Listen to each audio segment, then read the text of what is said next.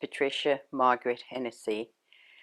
I was born Patricia Lynch in the Bronx on July 20th, 1933, to Margaret and John Lynch. My mother's maiden name was Margaret Campbell. She was born on March 17th, 1903. She married my father on June 17th, 1928. His name was John James Lynch. My mother was a homemaker until later on she got a job working in lofts, filling candy. And my father worked for the Railway Express, and he was a shipping clerk where they sent it all over by rail.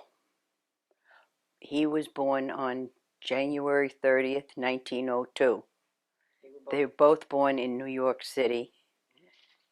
My mother being born on St. Patrick's Day, it was a big event in our house that we usually celebrated, and we got to, of course, watch the parade and had special meals, special dinners of corned beef and cabbage, and it was just a big thing.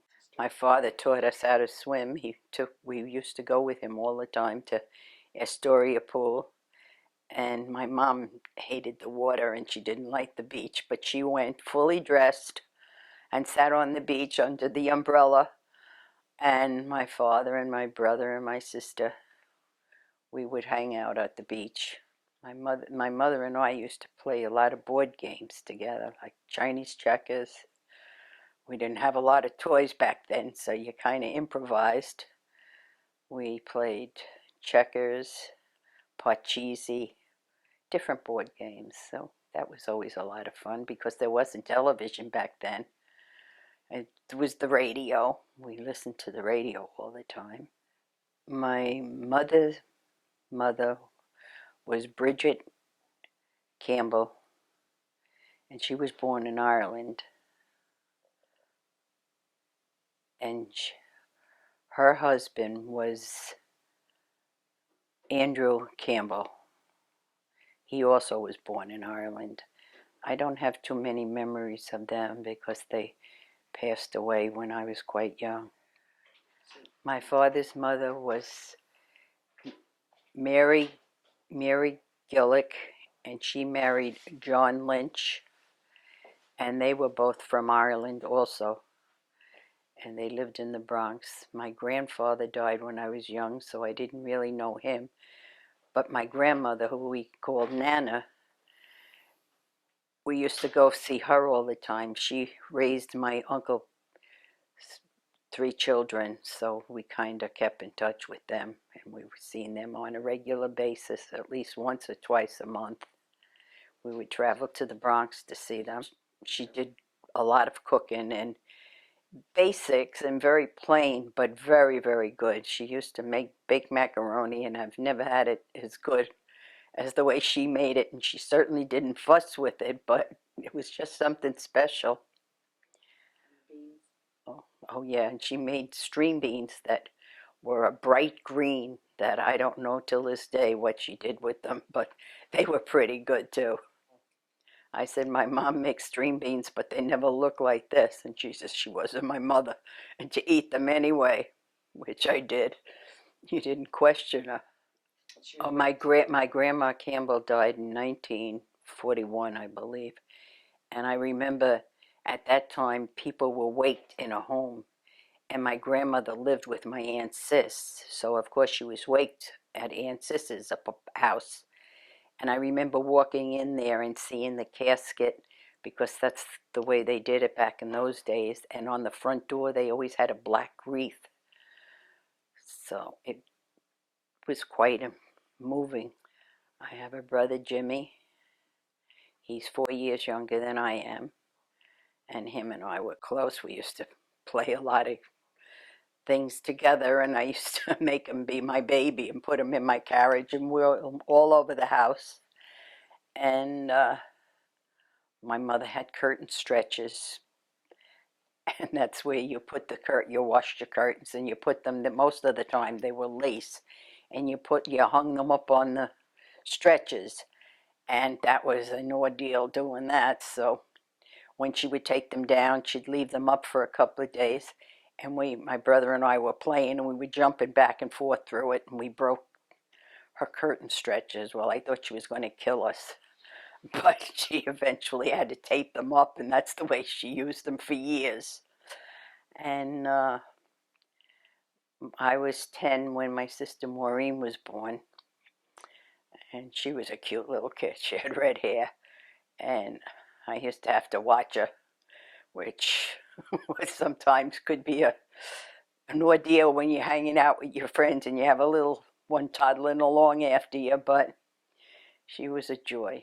Well, in those days you weren't supposed to know. I mean, it was a secret if somebody was pregnant and you didn't talk about it.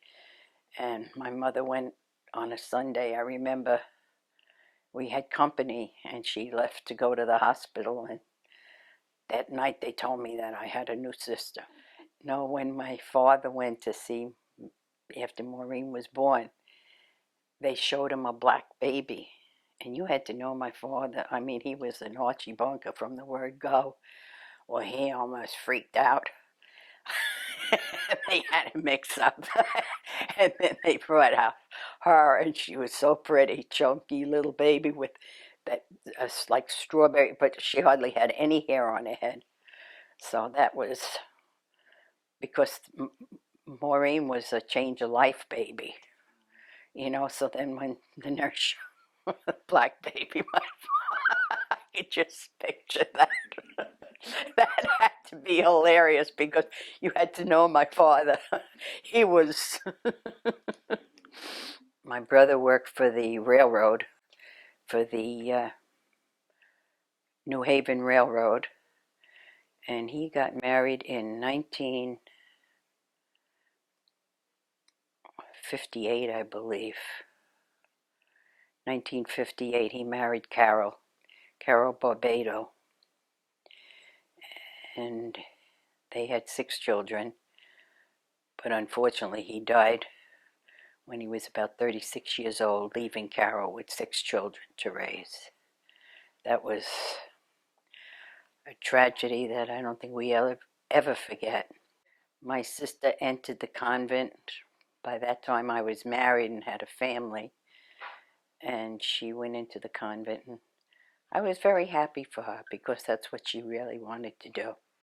My mother had 4 brothers and 4 sisters, and my father had 4 brothers and 1 sister. Very close to my Aunt Sis. She lived nearest to us, and she kind of took over after my grandmother died, so everybody kind of spent holidays with her. And my Aunt Sis had Eileen, her son Eddie, and my cousin Ann. And Ann and I were pretty close in age, and we did a lot together. We went to ball games. She was a great Giant fan. She loved the Giants. And we went to the movies all the time. And matter of fact, she was my maid of honor when I got married. And my uncle Packy was my father's oldest brother, and he married Frances, and they had 3 children. But she died shortly after the 3rd child was born, and he kind of raised them. And then he moved in with my grandmother. And then when my uncle died, my grandmother raised the 3 children, my cousin Ann, Eileen, and Dawn. Ann became a nun, and Eileen just left. No one really kept in touch with her. And then my cousin Dawn, he became a Yonkers fireman. And after he was there for 20 years, he retired to Florida. Okay. My earliest memories of school was going to 1st grade at St. Peter and St. Paul, which was in the Bronx, and it was quite a distance from my house. So, and it was all day we went to school. And my mother used to send me with pea soup for lunch or sandwich or something because it was too much to walk home for lunch and then back. And I continued there. I made my my communion in May when I was 7 years old, and then 2 weeks later I made my confirmation, and then we stayed in the Bronx until I finished fourth grade, and then when I was ready for fifth grade, we had already moved to Astoria, and then I went to Our Lady of Mount Carmel, and I graduated from there. And then from there, I went to high school in the city, which again entailed a lot of traveling and whatnot, taking buses and trolleys to get to school because my family never had a car, so we used mass transportation everywhere we went. During the Depression, I don't remember too much about that. I was young, but I remember my mom telling me that my father would go out to work, to call it shape up. He would wait all day, and sometimes they would be called to work and sometimes they wouldn't. So he never knew when he went out each day whether he was going to work that day or not.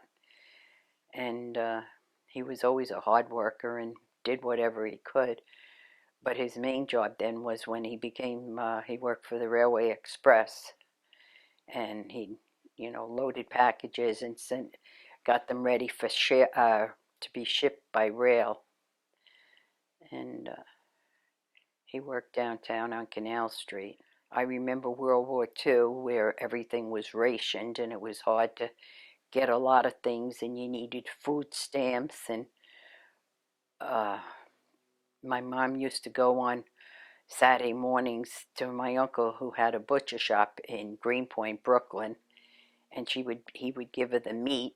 Of course, she paid for it, but he didn't take all the stamps. He only took a few of the stamps, so that it gave us a longer time to have them. And it was kind of rough, but my parents never let it really affect us in any way. Did the best they could. I had some very close friends in Astoria. Matter of fact, I'm still keeping contact very close with them, Virginia and my girlfriend Catherine. And it was through Catherine that I met my husband. And we used to go to the movies, and we'd go to the park. We roller skated. We didn't do much bike riding because my mother was afraid living in the city, riding a bike in the street. And we used to hang out in the ice cream parlor when we got a little older, and we did our smoking and whatnot because I wasn't allowed to smoke at home. But good memories, good memories. My first job was as a telephone operator for AT&T, which was down on Canal Street. No, 32 Avenue of America, I think that was the address. And I was a switchboard operator, and I loved it, but the hours got to me after a while. When you're 17 years old and they want you to work nights, it just doesn't cut it. So my girlfriend Catherine told me about an opening at her job as a clerk, and I went there to work. I met my husband Tom at A.G. Becker. He was also a clerk. He did the transfer of stocks and bonds, and he used to tease that I was his secretary, or he'd like to think I was his secretary, but I did work with him. And he was a great guy.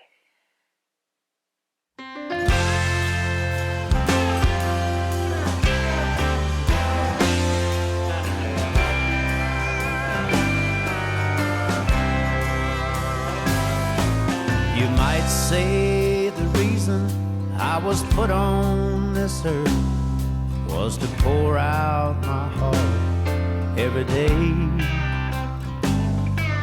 It's just what comes natural, like taking a breath. I could sing what I never could say. I put quite a few tears into quite a few beers. Yes, I've worn my soul on my sleeve, laid out there for the whole world to see.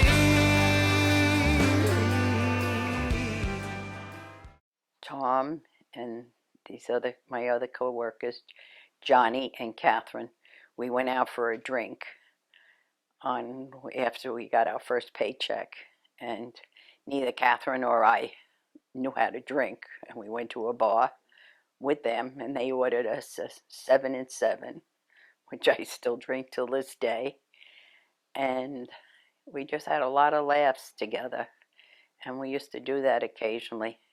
We dated off and on, and then he went into the service in October of 52, and he went into Fort Dix. He was there until March when he came home on leave before being shipped out to Korea. And he was in Korea from, I guess, April or May until the following August of 1954. I remember when he went off to the war, he went over to Korea, and we started corresponding and writing back and forth. And that was at the war was kind of winding down, and he was an engineer over there and drove the big trucks. And we wrote pretty steady. He said it was as cold there, and the food was terrible. And I remember we used to send him, he got a Victrola record player, and we used to send him records all the time, and packages of food. He didn't really talk too much about the war. It was something he had to do, and he did it, but he never made a big deal about it. When he came back, we started to see each other pretty regularly, and then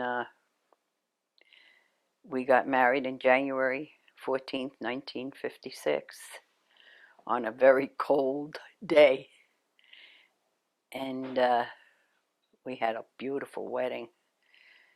Lots of family and relatives and friends. My cousin Ann was my maid of honor, and Tom's brother Jim was his best man. And my brother Jim and Tom's friend Audie was the ushers, and my girlfriend Virginia and my other friend Norma were my bridesmaids. And we had about between 125 and 150 at the reception at Queens Terrace. We got married at Our Lady of Mount Carmel. And then after the reception, we came back to change our clothes to get ready. We were going to start our honeymoon. And I had realized after we got to Jersey that I hadn't taken one of the suitcases. And when we hit Jersey, it started to snow like crazy. And we stayed at Jersey. And then the next day we started on our journey to Florida. Arrived in Florida, and it wasn't very warm down there, which we were very disappointed for. And I had to stop at a store and buy some clothes because I was living in my dress for 2 days. And it was great. It was a good time. And then we had to leave Florida a little early to head back home because Tom was going to take the test for the police department this Saturday of the 28th. He took the test and passed it, and then he used to go every Friday to Delahanty's to prepare for more studying for the test. And we set up house at Marine Avenue, which we had a lovely 3-room apartment, and it was called the Jean Ann Apartment in Brooklyn, Marine Avenue. And we loved the apartment. We were very nearby to all the subways and trains and buses. And Tom was called to the police department in October of 1956, and he went on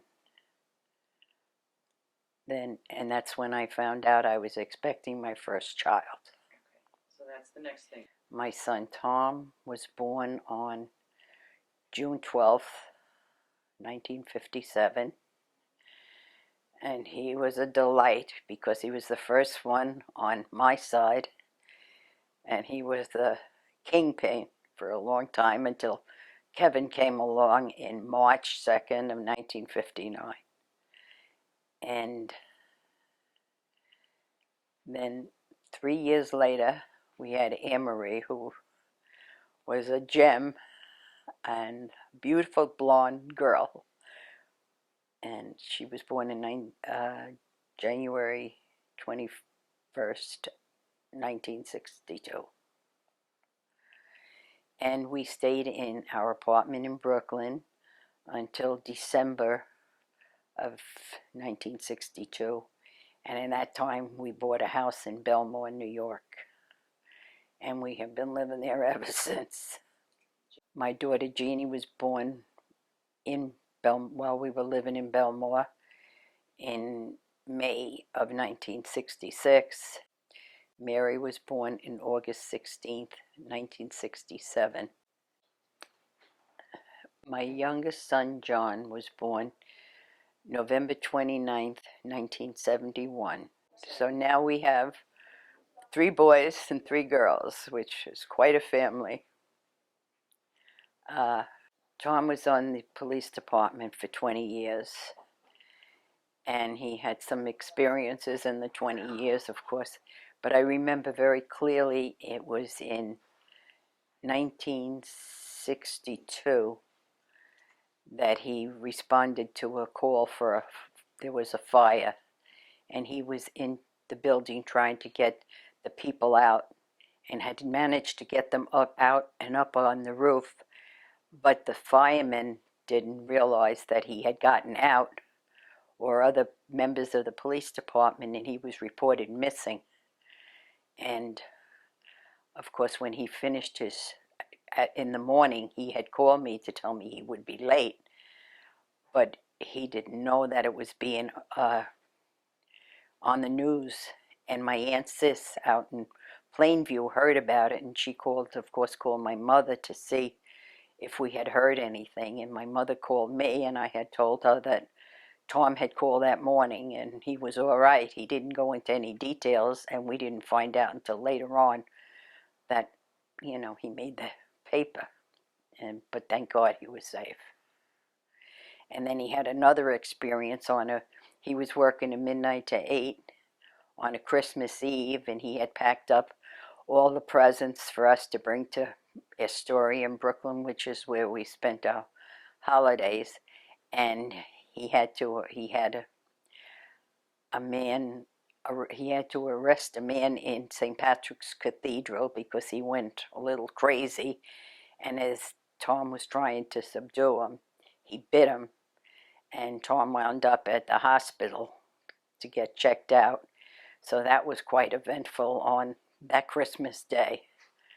And then when he got back to where his car was parked, someone had broken in and taken all our presents.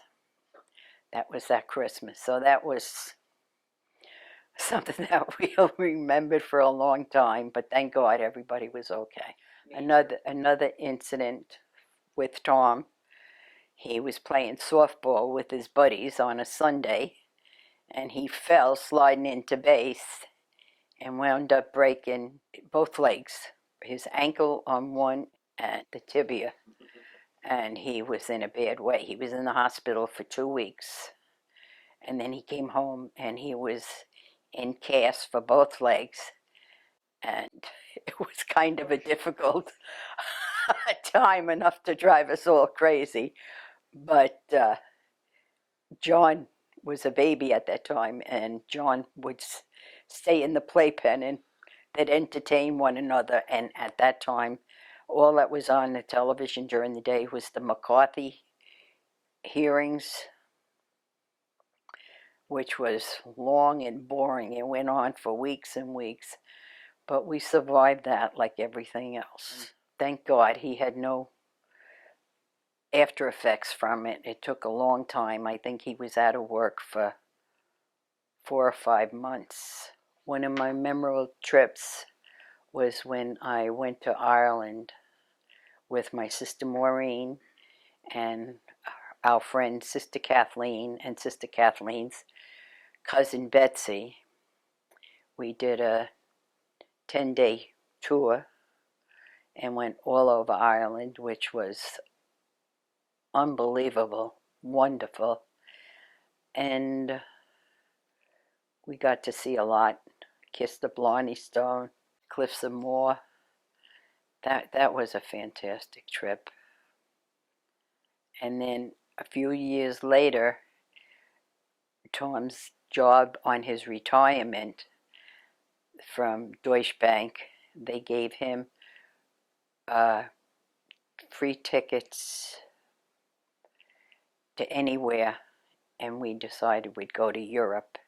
And him and I took a 10-day trip to Europe, to England and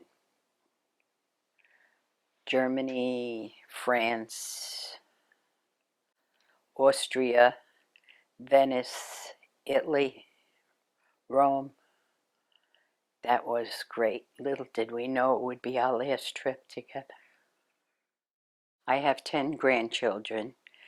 Tom and Pam have Brian and William. Kevin and Sally have Kevin, Sean, and John. Jeannie and Tim have Ryan, Tommy, Kelly, and Katie. And John and Joni have Kerry and Megan. A couple of my husband's favorite expressions was, "You're a banana," and also piece of cake. Everything was a piece of cake. And I just think about it and can't dance on one leg. So be it.